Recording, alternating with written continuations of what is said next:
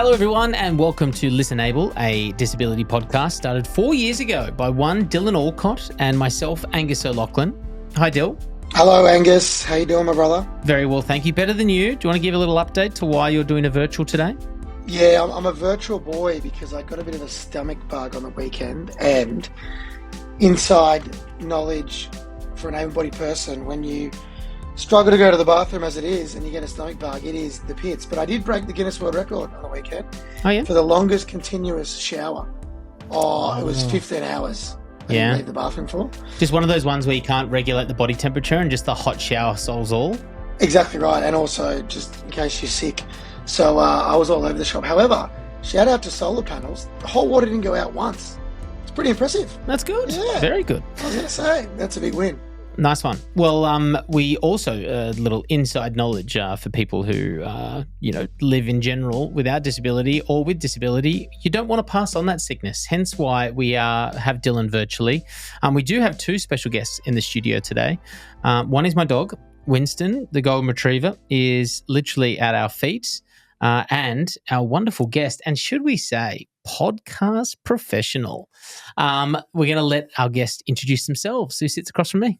Hello, Dylan. Hello, Angus. Thank you for having me today. My name is Peta Hooke. I have cerebral palsy and I'm a podcaster. I have a podcast called I Can't Stand, and it's been going for, it'll be 5 seasons this year. 5 seasons, more than us. About time we got a legit podcaster on the show. Am I right? Absolutely. Rather than us hacks. Us losers, the amateurs. Peter, thank you so much for coming in.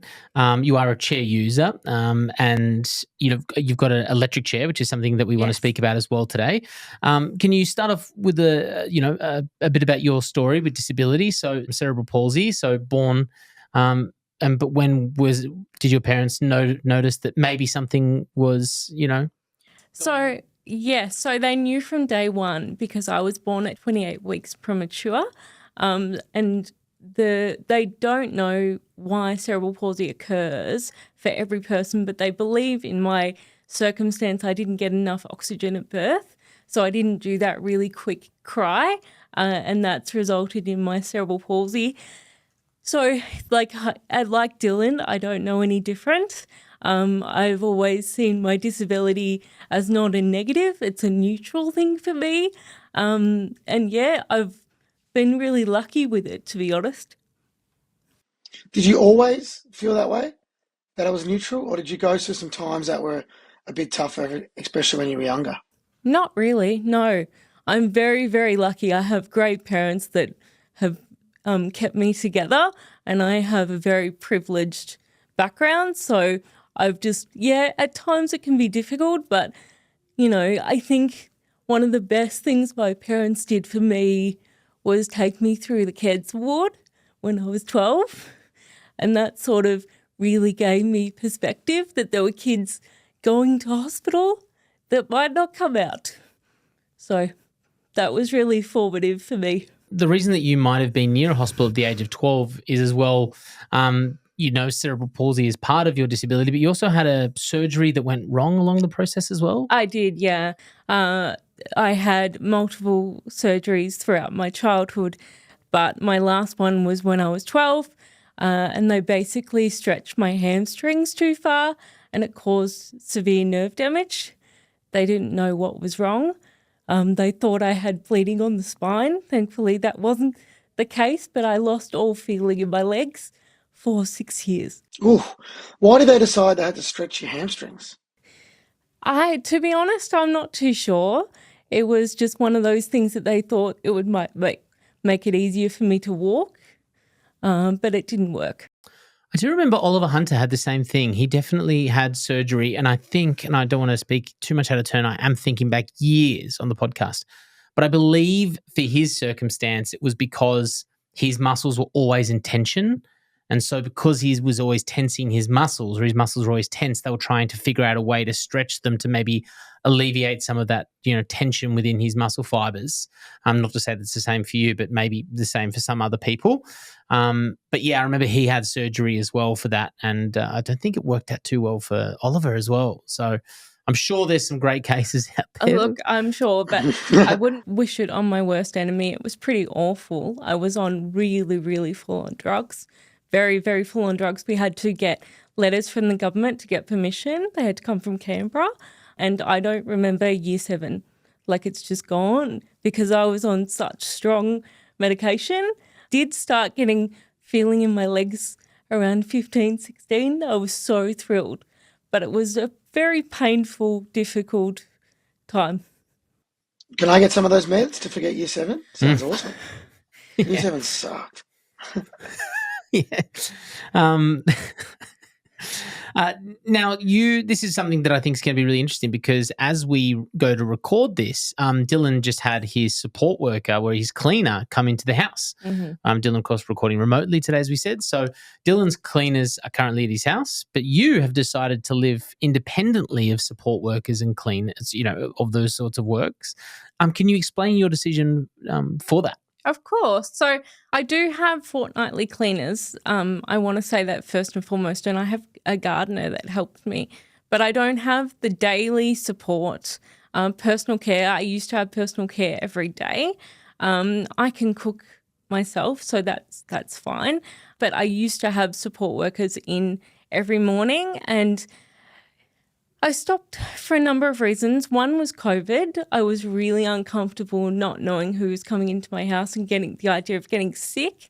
But also I had some really awful experiences, which, I had some amazing support workers, don't get me wrong, like salt of the earth people that I still love and know now. But the bad experiences really scared me. What about the personal care stuff? Are you fully independent and able to do it yourself, or does it make it a bit tougher for you? I can, but I have a ceiling hoist.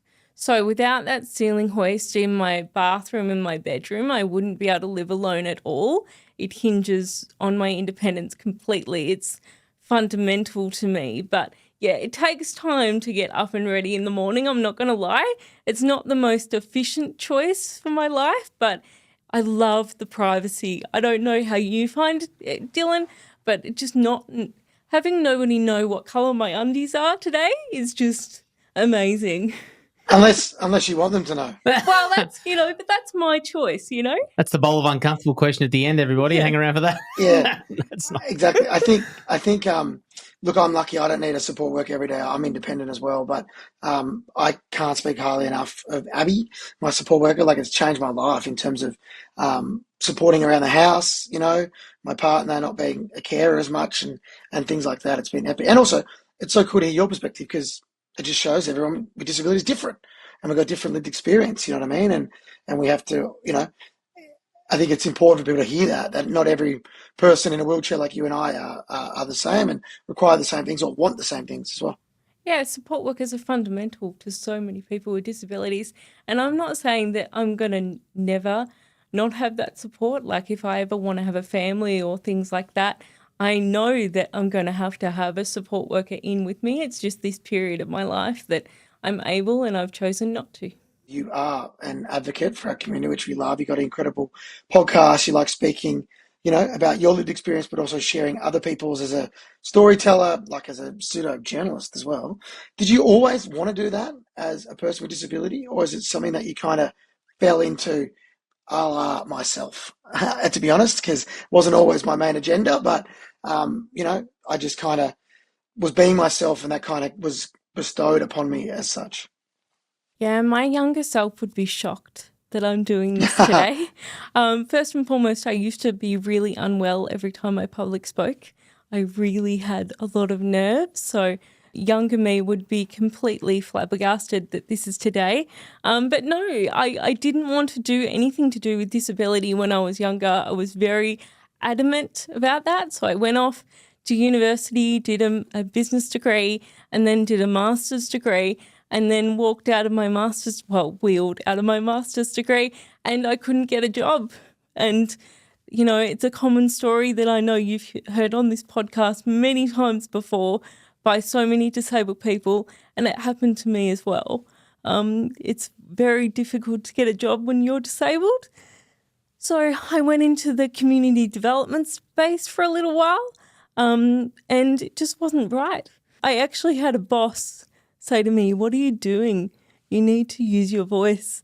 So I took her advice literally and started a podcast. Nice.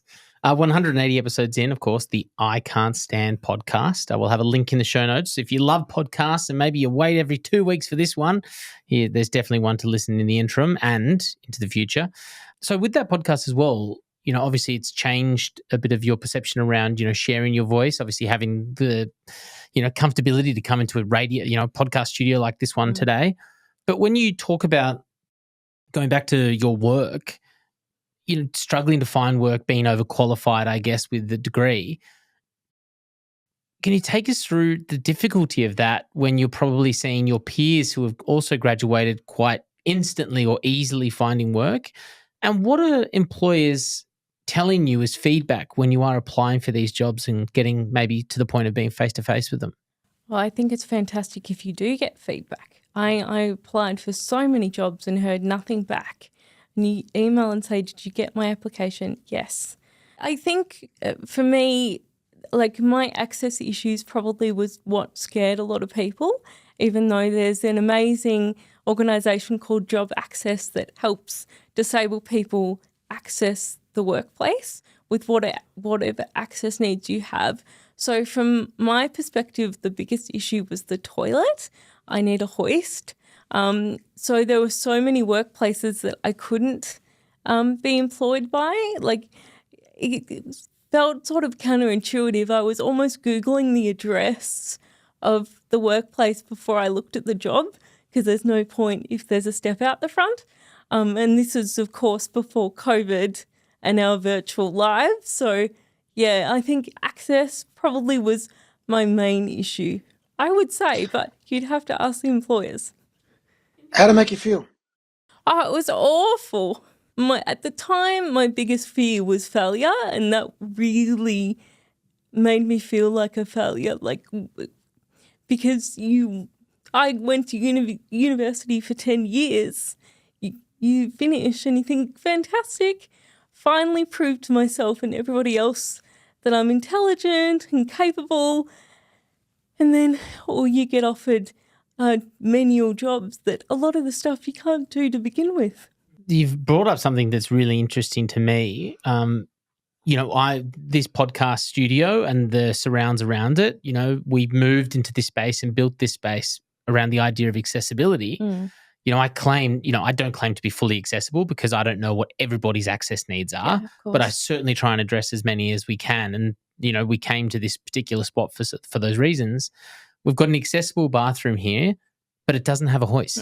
So you can't go to the toilet here. No, it's not a changing places. So your beautiful producer asked me whether I wanted to go to the loo, and it's like, yeah, I would actually, but I'm not going to. Oh, that's so interesting and something that, I'll look to address. I'm really sorry about that. That's, something that we can learn from. Unfortunately, it's something a lot of us are very used to. Because I did think, having that accessible bathroom and there's some pieces in there that we were ticking a box, but realistically, we haven't. And that just goes to show with your level of knowledge and you're very invested in the community and, you're right. I don't know everybody's access needs. I only know my own. But it is really complicated, but a fundamental thing like going to the toilet can really determine whether you can work in a place or not. Is there something to look out for, like a, terminology that's used on access pages or something that does tell you that a hoist is available? Like Dylan said, it's called changing places. Okay, so that's a word that I should be saying. Okay, well, thank you very much. Great learning for me today. We put them at Ability Fest, Angus. You've probably seen them. Oh my God, yes, of course, the big one. Yeah, mate, the big one. Okay. Yeah, that's and shout out to airports and shopping centres. They're getting more and more common, which is great. But obviously for someone like Peter to be able to access a bathroom, there needs to be way more to be able to find them. And I think there's an assumption that Peter could use the bathroom, the standard disabled bathroom, with a carer. But if you don't want a carer, well then you're taking that away from you, which isn't fair. Yeah, I like that. Hey, sticking on the podcast, what is it? Give it a plug. Tell us who comes on. Do you have guests on your show? Absolutely. That's the fundamental part of my show. I think it goes back to me being uncomfortable talking about disability.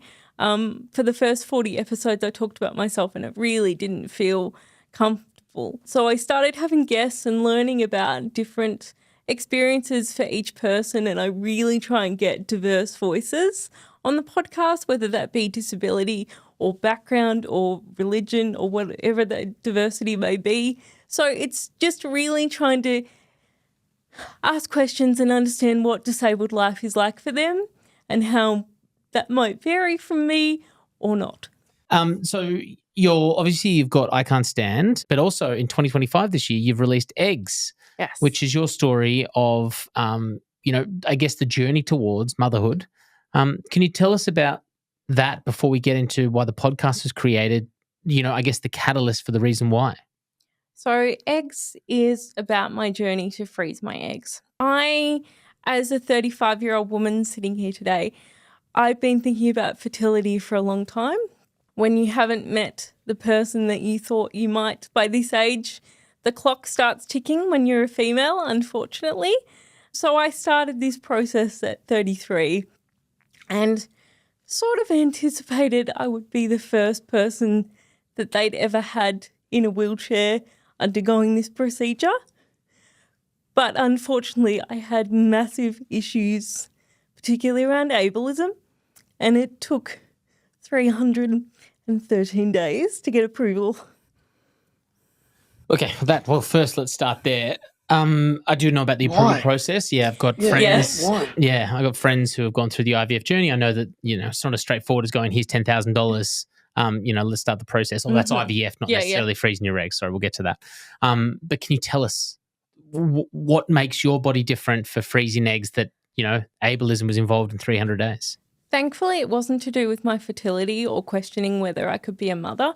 It was specifically access and getting a portable hoist.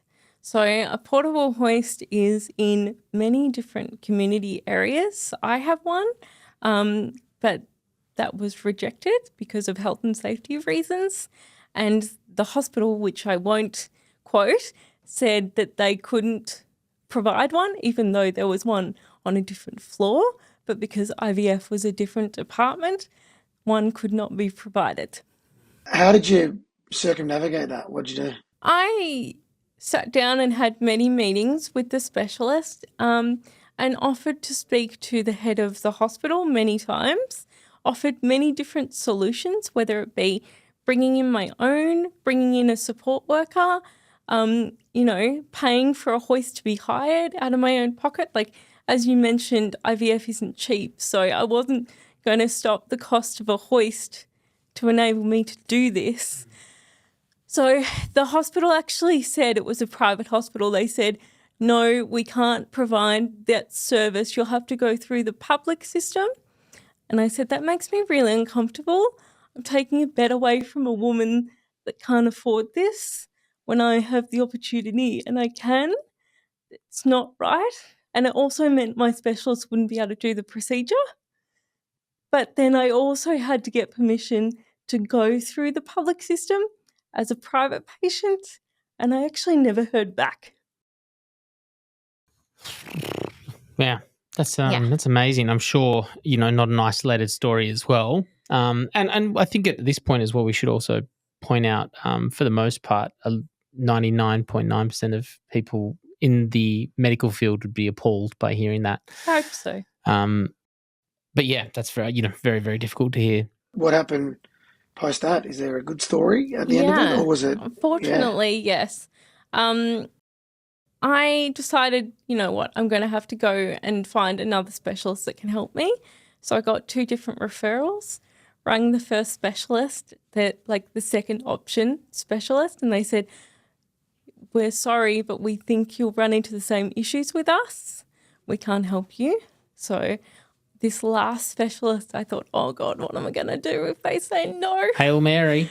And thankfully, number 1 fertility, Dr. Lynn said, absolutely, that would be discrimination if we didn't offer that to you. And we figured it out. So yeah, they probably didn't have everything intact ready for you at that moment, but they went and figured out how to do that. Absolutely. And I'm more than happy to guide people.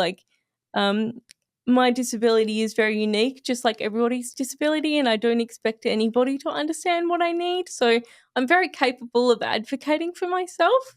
And it was a pretty easy process. It was maddening to think that the hardest part about freezing my eggs wasn't about fertility.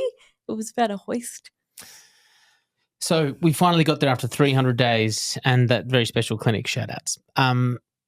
So then you froze your eggs 2 years ago when you were 33 years old? No, so I started the process at 33 and I froze my eggs last year in August and last year in December. As a woman with disability, how was the physical process for you once you obviously got the approval and things like that? Because I imagine there's a lot of women with disability, wheelchair users, who will probably listen to this and look to you for advice for it. Do you mean like through the injections and the hormones? Yeah, like how'd your body react? Was it the same as like an able-bodied person or? Yeah, look, I'm guessing I can only compare to myself. The first time was absolutely fine. I think I was just elated that I was going to be able to do it. So whatever I went through, self-administering your injections multiple times a day is rough, but you do it to get through. And I was sort of looking at the horizon and what I was trying to do. The second time really affected my body. I was really tired. I had morning sickness. I was bloated and really emotional. But thankfully, it's only a few weeks out of your life. So the eggs have been frozen. Yes. And I guess the bigger part of that is to start an IVF journey, and if that decision does come with that partner potentially, then you've got, those eggs ready to go. But I guess, and I tried to write this down quite specifically, but with an IVF journey, a lot of the time it is with a partner for somebody later on in life. But, if that partner doesn't come at that right time, would that be, motherhood be something that, you've put it is so high on the cards it's a non-negotiable, or you just wanted to have the option if you met a partner who did want to have kids? I think going into this situation, I sort of saw it as a form of insurance to sort of figure myself out and say, you know what, I've got time now, I can do other things, and if he turns up, fantastic. As I sit here now, I don't think solo parenting scares me as much as it used to. I know a lot of women that are doing it. I actually know of one disabled woman who's doing it solo, to my knowledge. So I know that it can be possible, and thankfully I have an amazing support system through my family and friends. So I'm certainly not going in naive. I would plan and prepare everything that I possibly could. So I can't give you an answer. It's definitely not a no, but it's a maybe. Okay. So if that, that maternal instinct keeps dialing up over the years, do you think taking a donor to become a parent and through IVF would be a journey? Yeah, possibly. Nice. And I should also, I'm getting a little tease here. I do have a bowl of uncomfortable on that exact topic around sole parenting with disability. So stay tuned for that if that interests you. Yeah, it's good. I think, it's such a beast parenting with disability, isn't it? Like my brother just had a baby and it's like so beautiful. Like I'm an uncle, big Uncle Dill. Shout out to Zach and Emma and their little baby Ellis. But you got to do a lot of shit, like carrying and like caring and like Angus, you'll attest as a father. And I look at that, I'm like, it gives you a bit of like beauty in a good way, but like, how am I going to do that? You know what I mean? Do you have any anxiety towards that, or you just kind of, I'm in the playbook of like, you just got to learn on the fly a bit. And I think everyone kind of does that. Where do you sit? I think it's like everything in life. I'm always a bit scared before I do something. And this is don't get me wrong, it's not like moving out by yourself. That was a big thing for me to move out by myself. I'm like, what am I going to do if something happens, if I drop something on the floor? You know what? You figure it out. And I think, I'm very hesitant to talk about it because, of course, I'm not a parent yet. So there's a level of naivety there that I'm very happy to keep for the time being. But, yeah, I know it's not going to be easy by any stretch. How refreshing to hear. There's nothing that grinds parents' gears more than people who aren't kids telling you how to raise kids. I listened on the weekend. I was at I won't say where I was, but I was with people who aren't yet parents, and they were telling my son says wawa is one. That's how he says water. Mm-hmm. They're like, oh, I'll never let my child baby language us. It'll be water. And I was like, oh, yeah, cool. Good one. In saying that, though, I think every parenthood story is different, you know, and necessarily it's funny. You might have your way of being a mother is obviously going to be different to way Emily is a mother who's different to everybody's different. But also, like, it comes down to the kid as much as it does the parent. Like Billy, my son, has been quite difficult, had a few health problems with little Bill. But that doesn't, you know, that story has nothing to do with disability. It's just, it's been super difficult as a parent in general. What I'm looking forward to seeing is, because Dylan has mentioned on this podcast a couple of times that it is a little bit of a gripe sometimes with Dill that they do put the parenting room in the disability toilets. So when you're busting to go to the loo and, you know, a parent's in there changing nappies and it takes, you know, a bit of a process. But when you become a parent, of course, you're more sympathetic to it as well. You're also like, you changed that nappy, you know, of course. When parents come out and apologise, I'm like, no, you're allowed to use it. It's all good. But like, I'm busted. You know what I mean? So it's everybody wins, but everybody loses. Hitch. Also, Angus, you forgot to mention in there, you always ask me to get you a glass of Wawa. So that's where you're saying get it from. That's the language. Dylan, can I have some Wawa? Can I have some Wawa, Dylan? Of course you can, Angus. Of course you can, Angus. So I guess beyond podcasting, you work with organisations to promote disability, inclusion, representation, accessibility and access.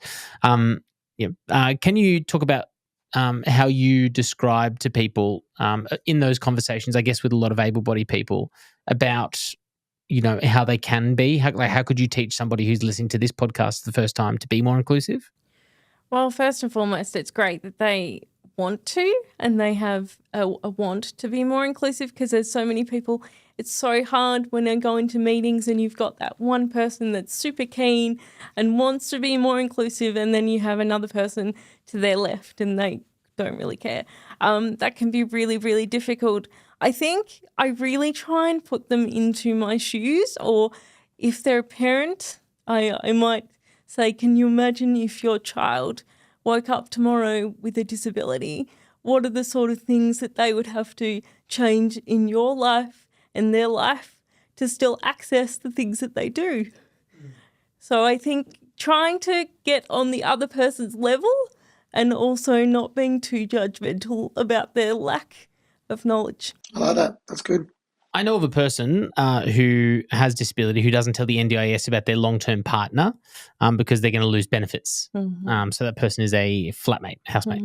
Mm-hmm. How do you juggle the complexity of being an entrepreneur, having your own business, but also, like, I know it, you know, you're in my small business, the inconsistency sometimes month to month of managing those incomes? How do you deal with that?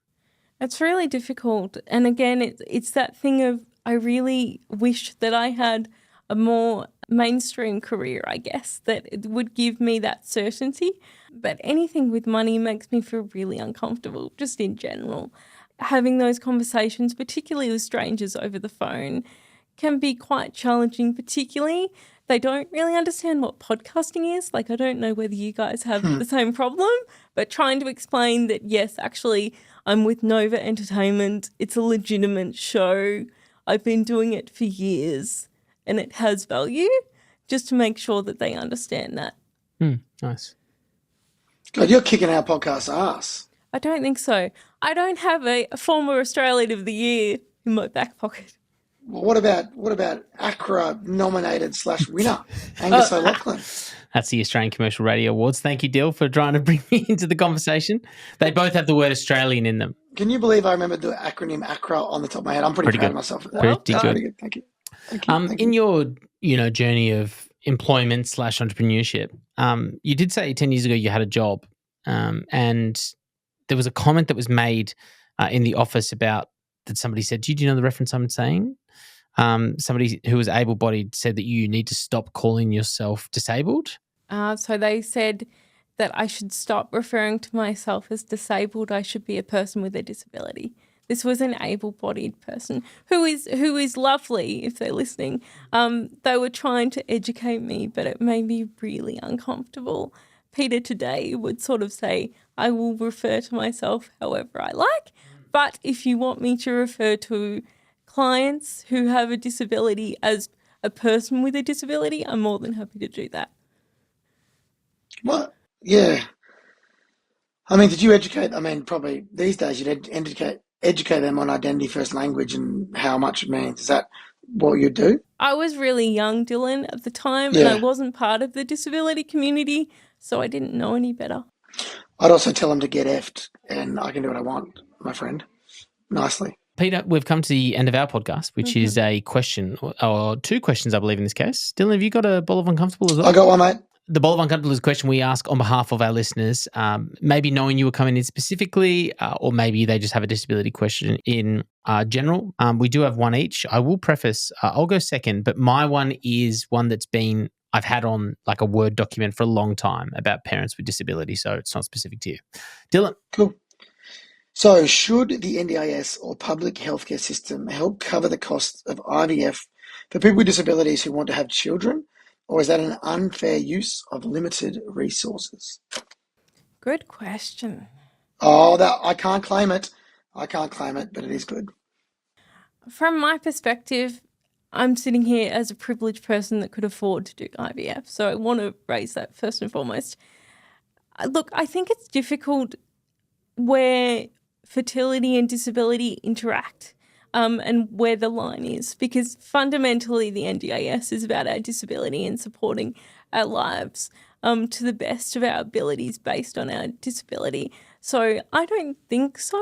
I don't think that necessary, unless there is a correlation between somebody's disability and their fertility, then absolutely. But if there's no correlation, no. But then could I open that up and just say if there's anybody who needs IVF, if it's in the might be having problems regardless, even if they're able-bodied. So therefore, the disability question is taken out of it because it is about fertility problems. So therefore, I wonder if you're going to open it up to people with disability, you should be opening it up to able-bodied people. Absolutely, yeah. Yeah, and I think there is. I do remember reading something from America where there was something to do with their healthcare, and they did open up that sort of option to Americans.